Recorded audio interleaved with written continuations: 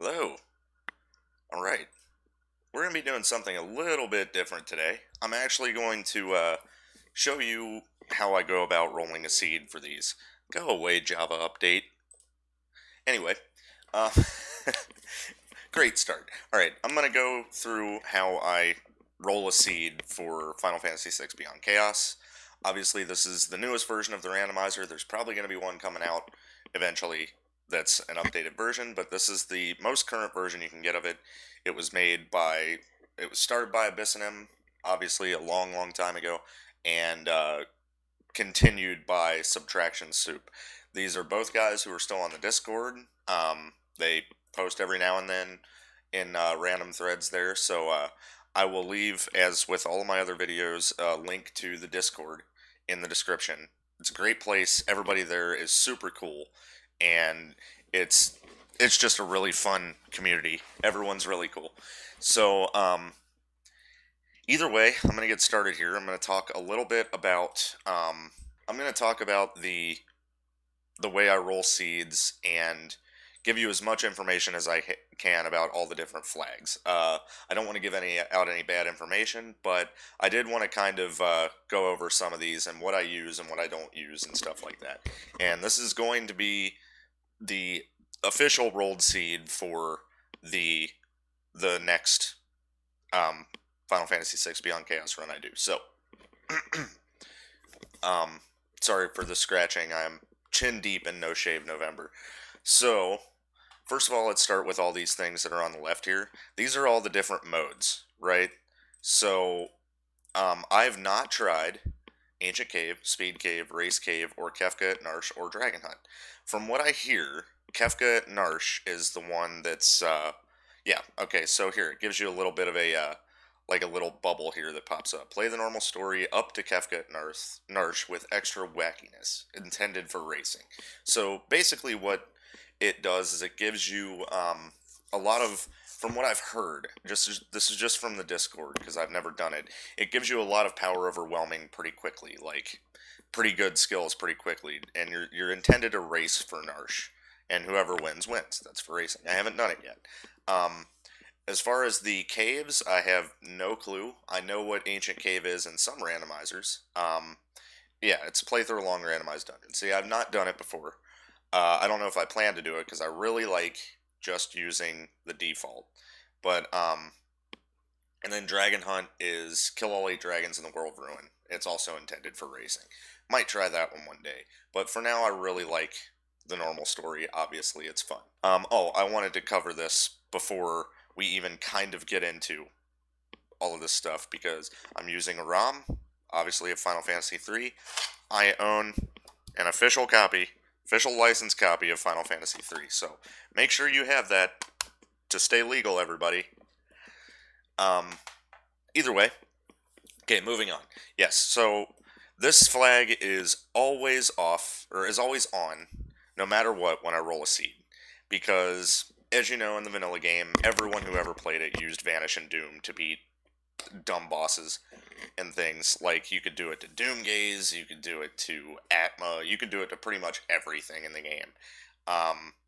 There were some that you couldn't, but it just made fights negligible because you didn't really have to work your way around it. You could just, oh, look, is that the white dragon? Alright, Vanish Doom, done, you know. All you had to do was survive one round. So it's kind of lame, so I turn it off. The evade M block bug, it actually fixes it and makes it, I believe fixes it and makes it the 2 different actual stats instead of basically making evade redundant, right? So that's always on. Obviously, randomized palettes and names of various things is always on. That's just a given for me. Randomized final dungeon. Only been in the last 2 seeds, and now it's always on. I really like it. It's not that annoying. It's actually pretty fun. And if you do not randomize the final dungeon, you do not get a chance at getting that secret item, like the red duster I got and the Cecil Wisdom. It does not seed it into the game unless you randomize the final dungeon. So I always keep this on because it's fun. Randomized Esper spells and level up bonuses, kind of self-explanatory. That one's always on. Randomized enemy formations, I always have that one on as well. Obviously, and then randomized dances. This one has only come up once in one of my seeds, and it was the vanilla character sprite seed that I did. And yeah, it changes the names of the dances, puts in random skills in them. Pretty neat, pretty neat. So, but the flag I use a little bit later on, I don't know if this actually matters to have on because I've not randomized dance, or I've not pulled rants. I can't speak. I have not pulled dance as a random skill since I started using a flag that I'll talk about in a little later. Um, so yeah, I always leave that one on anyway, default.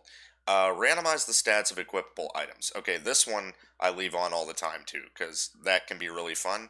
But you have to kind of have some knowledge of what the vanilla stats of those equipable items were. You don't have to, obviously, but if you want to be able to tell what's been randomized on the equipable items, uh, then you're going to want to have some vanilla knowledge. Okay, so randomize the Phantom Forest I do not use. That is one I might use in the future. The reason that I don't use it is because one of the most notorious spots in the game to get roadblocked is the Phantom Train. And one of the easiest ways to get roadblocked in the Phantom Train is losing Shadow, right? I don't know, because I don't think it's ever happened to me, but I'm sure it can, right? I'm almost certain it can. I don't know if Shadow can leave your party once you're in the Phantom Forest or not. So, if he can, then you want to know the vanilla path to the Phantom Train. You do not want to go in the Phantom Forest and get lost, and then he just leaves your party and you don't have him for the train. That's what scares me, and I don't want to do it. I might try it in the future if I can confirm that he doesn't leave once you're in the Phantom Forest, but I don't know. So I want to have every tool available to me to fight the Phantom Train, including a third character. Anyway, moving on. This randomizes the clock in Zozo. Obviously, it says so. As you know, in vanilla, it's 6, 10, 50. I think every single kid who played that game constantly had the clock memorized so they can get the chainsaw every game. But in this, we can randomize the clock, and if you randomize the clock, it changes that chest into a higher tiered chest. I think it's a Pearl Lance level tier chest. So it's just a kind of extra fun thing you can do. Randomize blitz inputs. I have not, again, because of a flag that I use later, I've not randomed blitz since the first vanilla seed I did, the vanilla sprite seed I did. But I assume that what this does is you get blitzes in the same way, but they have different inputs. Like, you might have a pummel that has suplex as input, or you might have fire dance that has R-bolts input. That's what I assume it does. But again, I don't want to give out bad information. That's just an assumption. So I leave it on just in case, whatever. Alright, randomize enemy stats. I leave on all the time. That's how we run into things that absorb certain elements that don't in the vanilla game, and things like that. I like it, so I keep it on. Randomize enemy stats. You wouldn't want to do randomized enemy formations with random enemies and then try to recognize what enemies they are based on the stats, right? In the vanilla game. So it's just kind of dumb. Just leave randomized enemy stats on. It makes it really fun. Randomize window background colors. I do this just in case I get a cool color at the start, so I don't have to go in and change the background, but I usually leave it on and then end up changing the background anyway, so that's preference. Shuffle characters in battle commands. See, this is where it gets a little murky. Shuffle characters in battle commands makes me think that that it shuffles the vanilla commands of all of the characters between each other, right? I'm pretty sure that that's what it does. And I think it works well with a flag that I'll talk about later, but I keep that on. So what that means, I think that if you just did this and you did not use the flag I'm going to talk about later, you would just get like lore and steel and tools and morph and stuff shuffled between characters, right? Okay, randomize the palettes of spells and weapon animations. Super fun. Love it. That is how we end up with a clean sweep that looks like pee. Things like that. And a pink atma weapon and everything. So I keep that on. That's just super fun and aesthetic. Randomize what equipment each character can wear in character stats. This is very fun. This makes it so that you're never going to have the same character each game, right? and I really like it, so I keep it on all the time. Um, Randomized character locations in the World of Ruin. What this does is it shuffles all of the optional characters' locations and where you find them. Obviously, if you've seen these other seeds I played, it does not change Cell's location. It does not change uh, Edgar's location or Setzer's location. Those characters are always in their vanilla spots. Whatever characters you rolled into those spots will be the ones you get in those spots in the World of Ruin. Every other character is randomized, and where they are. Super fun. Means that you can't just have like a fantastic character in the first half of the game before the World of Ruin and then go to the World of Ruin and say, oh well, I know where this character is going to be, so I'll go get him. Yeah, it's not like that. So that's pretty cool. Um, Swap character graphics around. I'm not exactly sure what that does, but I just leave it on. This is one that I'm not sure. It's very vague, right? Swap character graphics around makes you think, oh, it swaps their sprites? No. It's swaps like the graphics they use to block and swing or whatever, or their battle entrance. No. I have no idea what it does, but I leave it on. Okay, randomized treasure, including chests, coliseum, shops, and enemy drops. This one is always on as well. So what this does is it flips a bunch of treasure around into different chests, changes the treasures you can get. However, it does not change the tier of items that you get. So, for instance, on Mount Colts, there's a chest on Mount Colts.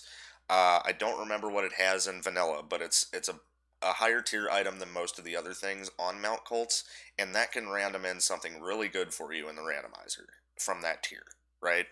I think I got a Czarina gown from it one time. It's just a good chest.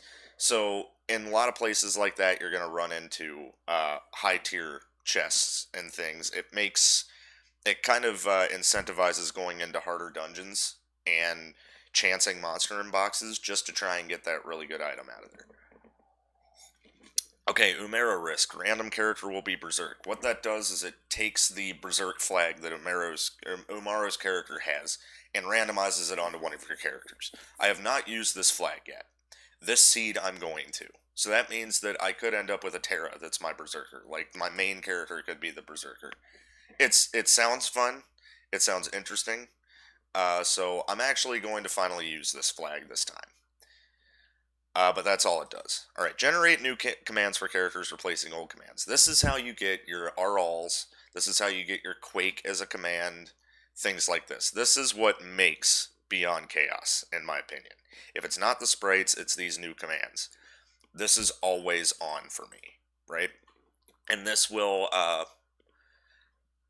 think what this does, along with, where is it? Along with shuffle characters and battle commands, what that does is I think it just adds this to the pool of things you can random. If you turn this off, I'm pretty sure that you'll get vanilla commands just shuffled between each other. But if you turn this on, I think it just increases the amount of things that you can end up with besides just vanilla stuff. So I used that flag. And then shuffle Magicite locations. This one is pretty fun. This is how we end up with Golem and Shiva in Tritok spot at the beginning of the game. I use it. I like it. It's also cool. Like it kind of still balances out the game, right?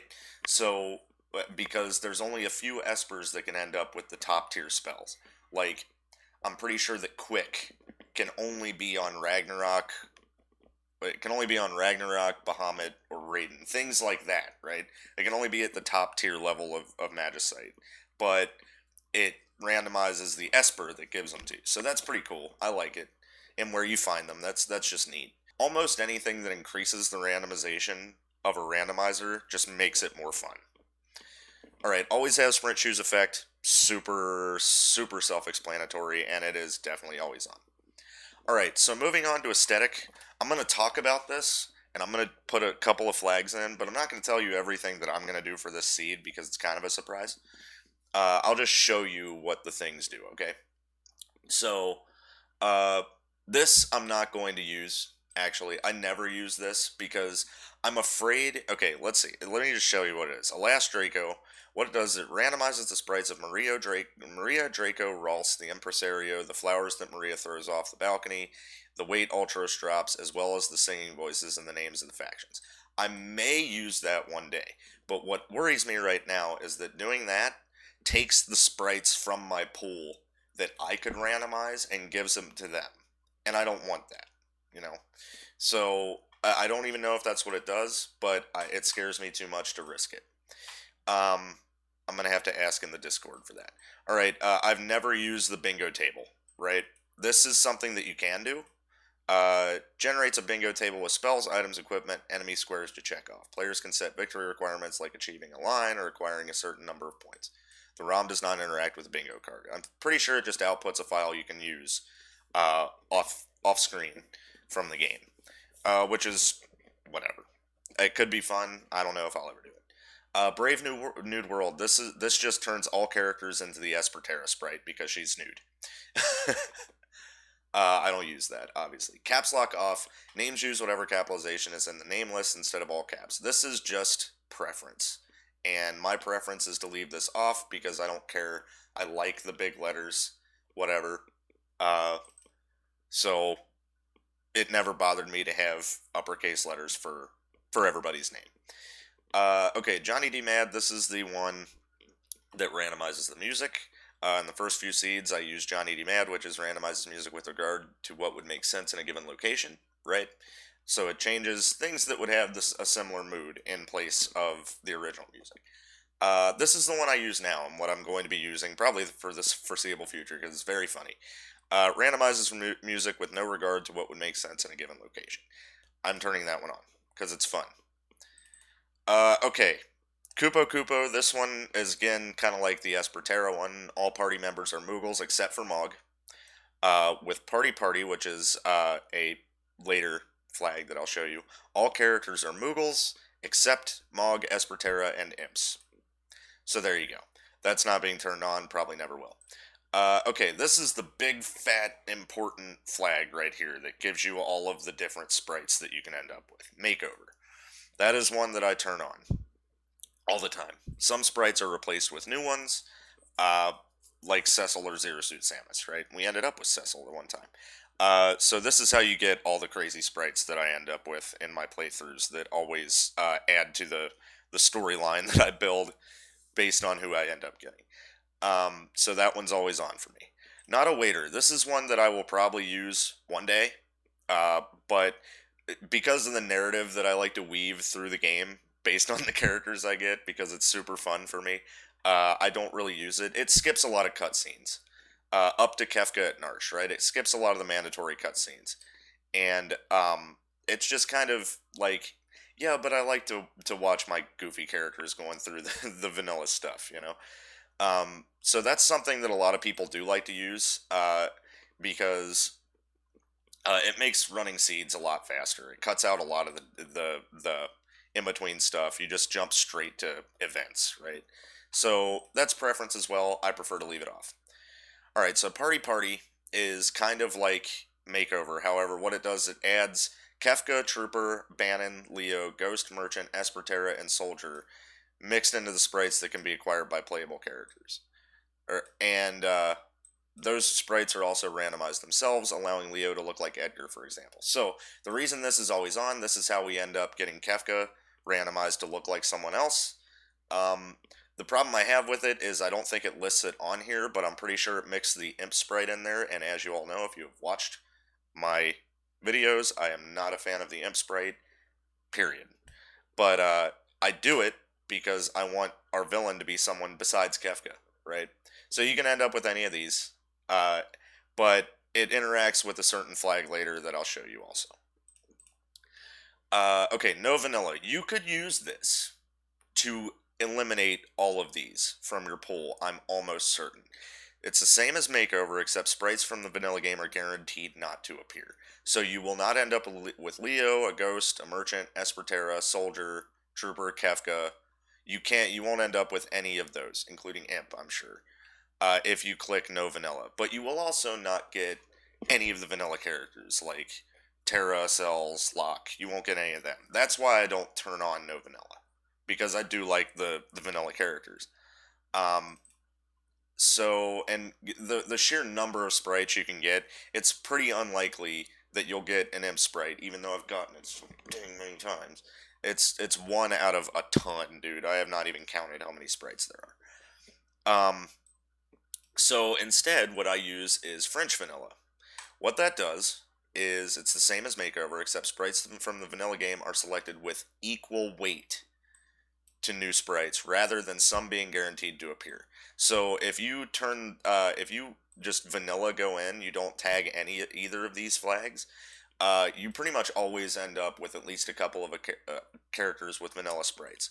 But if you do French vanilla, it selects them with equal weight to new sprites. So they're in the pool, but they don't have any higher chance of being rolled over any other sprite. So I use that one. Okay, so Clone Party.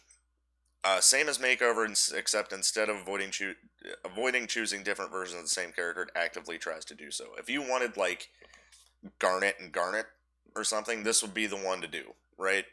But I don't use it because I like variety in my games. So this is one that I don't use very much. Okay, these are the ones, if you understand what sprites fall under these criteria, like if you know the list of sprites, if you see the big list of sprites, and you can get it on the Discord, and also the text document that comes with the randomizer shows you exactly what category each sprite is in, right? So the categories are boys, girls, kids, pets, and potato, right? And you can go through here, and this is how I got the ladies' night to work, right?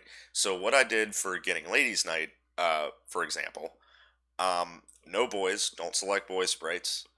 Love girls, which is select only girl sprites.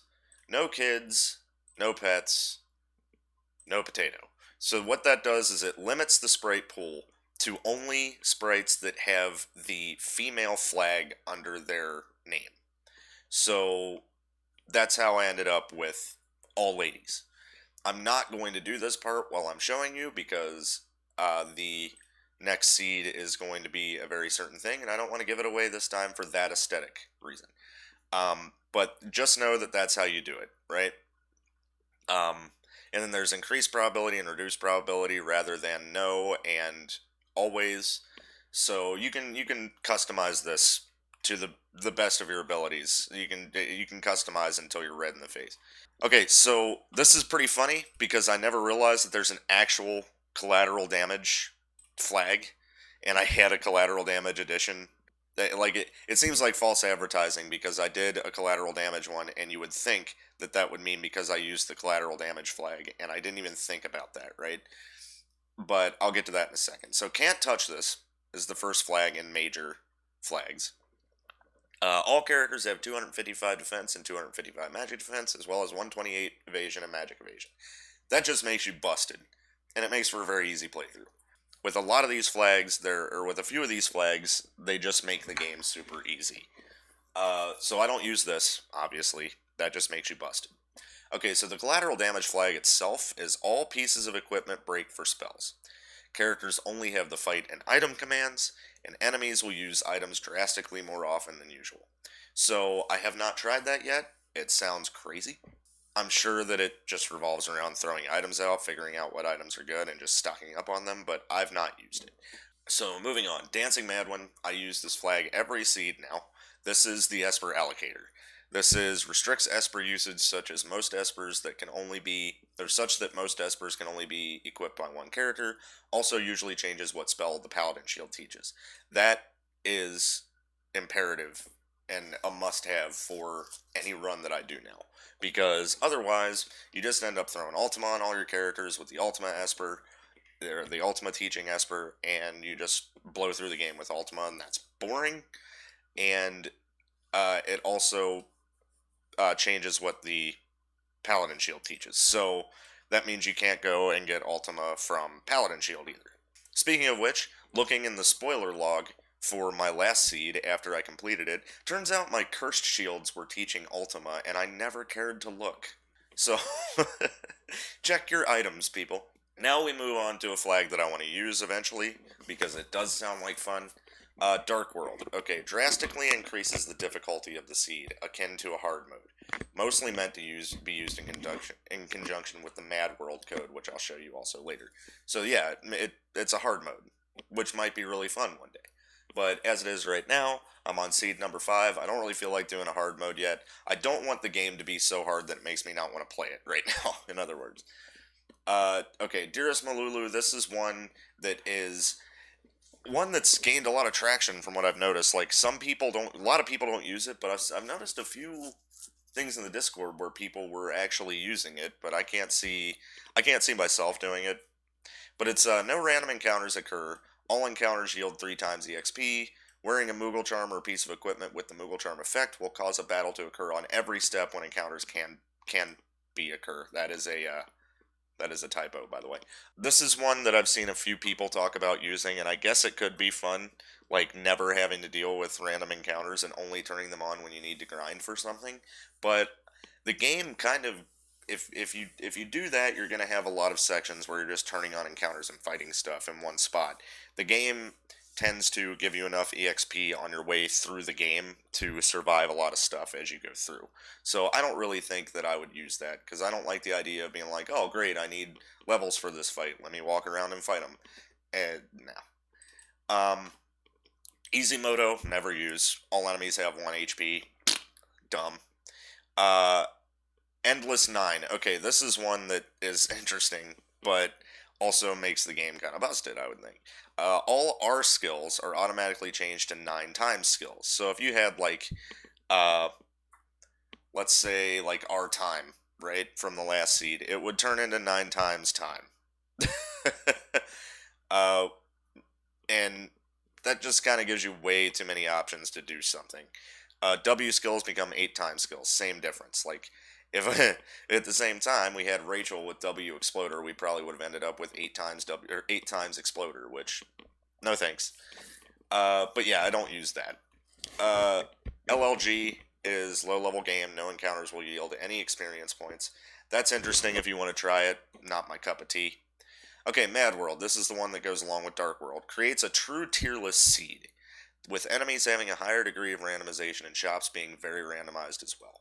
Sounds really interesting, sounds really fun. I know a lot of runners that probably do it all the time for every seed now. But they're a lot farther along than me in playing the seeds, so I haven't used it yet. One day, absolutely. Okay, so Mass Effect. We had this in we had this in the Adventures of Leo and Leon. Mass Effect obviously increases the number of rogue effects on equipment by a large amount.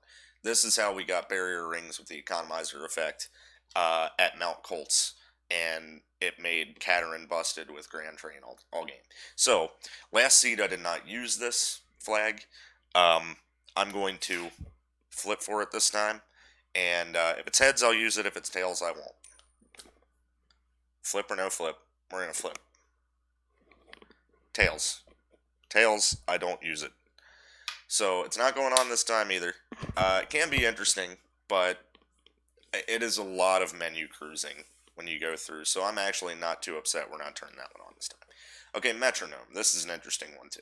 This is one I want to do one day, because this, I believe, is, like, the essential Beyond Chaos. Like, if you ask me what is the perfect way to randomize Beyond Chaos for max craziness, it would probably be this.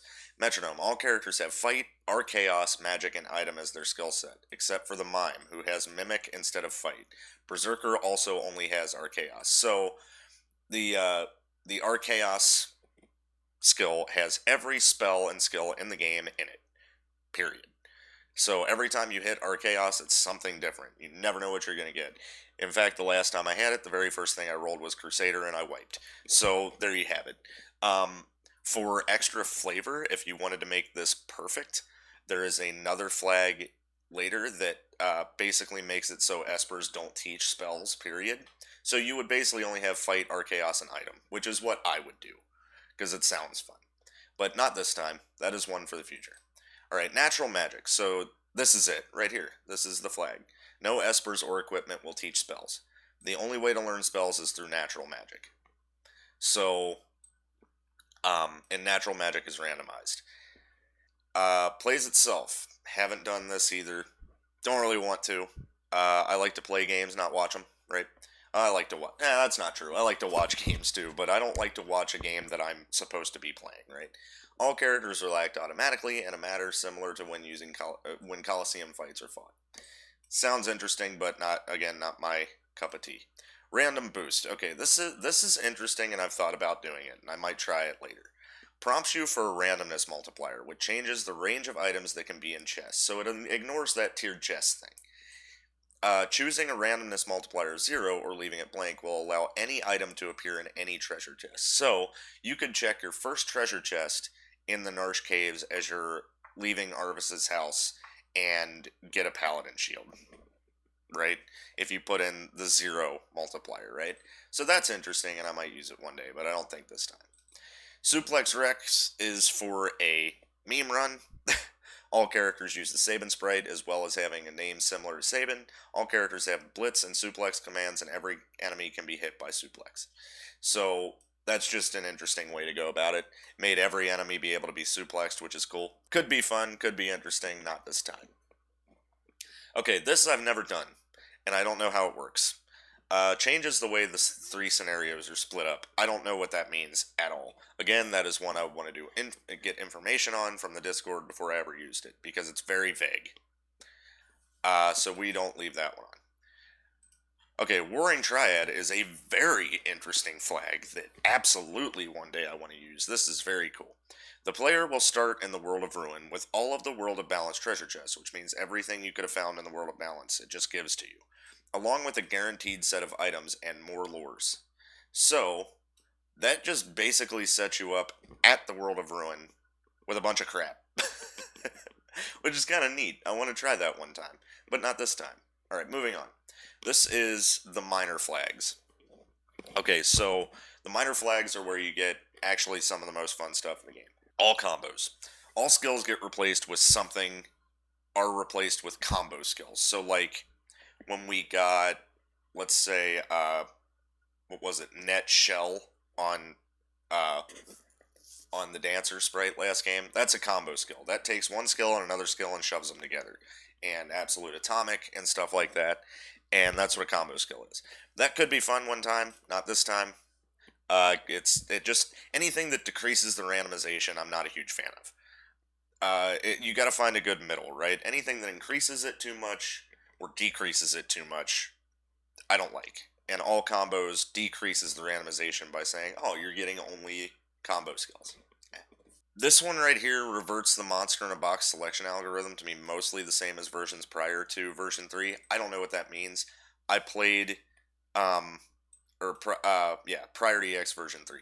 I played the very first version of the Beyond Chaos randomizer. I don't really see that much of a difference between this version and that version as far as the monster in a boxes, but I could be wrong.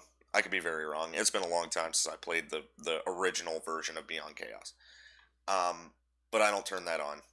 Moving on, Electric Boogaloo. This one is definitely always on for me. Increases the list of spells that items can break and proc for. Items can break for potentially any spell, and weapons can potentially proc any spell, including sword tech, blitzes, slots, and a couple other skills, which is neat. That's how we got our Tech Star that procced Landslide.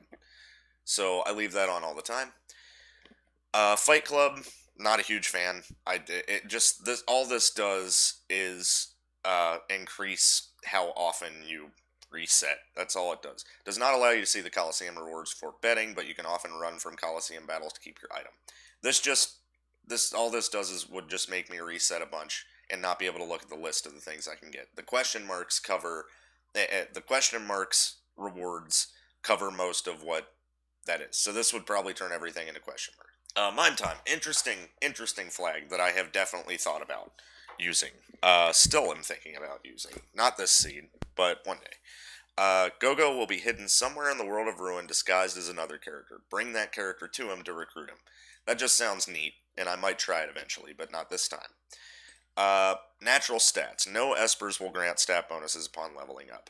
I don't like to use that. I like to see the random kind of stat increases that the espers can do, because it might make one character much better than another character just because they can't equip that esper, and it jumps you around to what characters you want to use on your team, which is neat. Okay, quick draw is all characters look like Imperial soldiers, and none of them have Gauze Rage skill. So any flag that makes it so all of my sprites look exactly the same, no thank you. I skip that one no matter what. Okay, this is a flag I want to use one day. It's terrifying. I have heard horror stories on the Discord of this, but yeah, this is pretty neat. Random bosses causes boss skills to be randomized similarly to regular enemy skills. Boss skills can change to similarly powerful skills. Enemies that have really good skills in the vanilla game, like Katana Soul and stuff like that, will randomize their big dumb attack, like he has Water Edge, right? Will randomize Water Edge to being a spell that is similarly tiered. It could be much worse than Water Edge, right? It could be much better than Water Edge. So things like that are pretty cool, and it randomizes entirely what they could get. I've seen a Dodaluma with Cleave in somebody's highlights before. No thanks. But that might be one I use one day, because it does sound interesting and fun. Okay, this is the flag that interacts with the Shuffle and Battle commands and Replace New Commands flag. So replace everything. All vanilla skills that can be replaced are replaced. There's one problem with this, because every time I use this flag, yes, I get a ton of new skills, and I've not seen tools, blitz, any of that since I started using this flag, which is cool. The only thing that sucks about it is you're missing out on getting like slots, and the game randomizes the different slots and what you can get out of each one, which is neat and sounds fun. But if you leave this off, you also run the risk of just getting like capture and rage on characters instead of new cool commands. So I really like to use replace everything. The only problem I really have with it is that it says all vanilla skills that can be replaced are replaced. Can be replaced. Every single time I've used this flag in every single game, I have seen the skill lore on somebody. That means to me that it can't be replaced.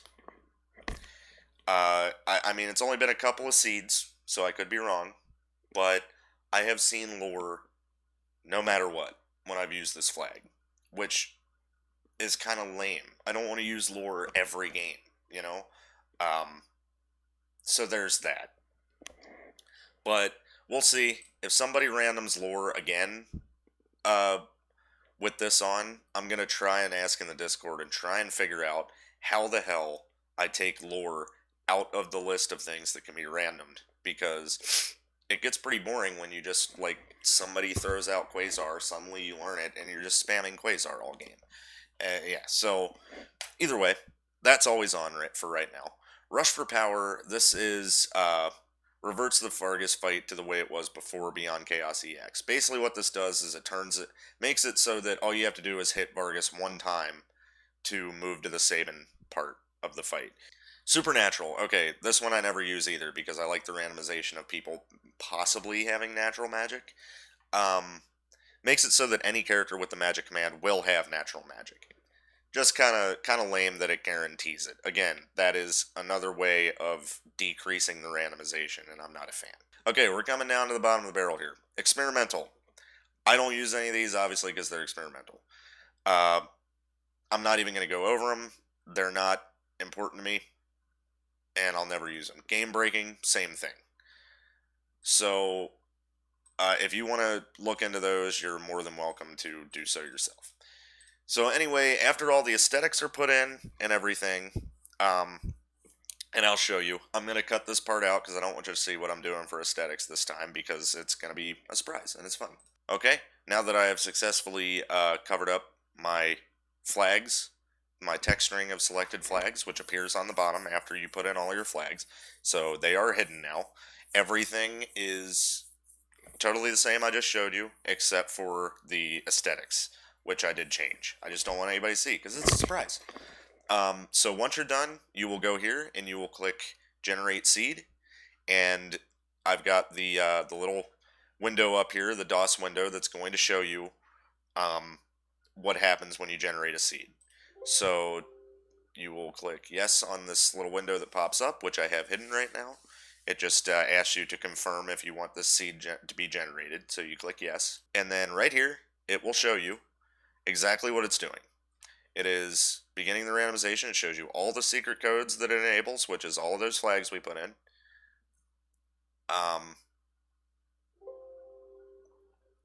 Okay.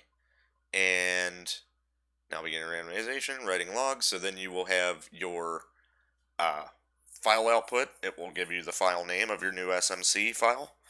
And that's it. You close that out and it's all over. Now we have a seed that is generated for our run, and it is the exact one I'm going to be using for the next Beyond Chaos run that I do. So everybody got to sit here and watch me roll it, and that was pretty much it. I just want to kind of run you through that because it's a lot of information that I think might help new people who want to play the game, and just see the amount of customization you can do, and also show you some of the flags that I don't use that you might have fun using. So that being said, that's the end of this video, and we will start seed number 5. Hi, Fury Cat. Hello, boy. How are you? And we will start seed number 5 probably in the next couple of days, and I will see you guys then. Peace.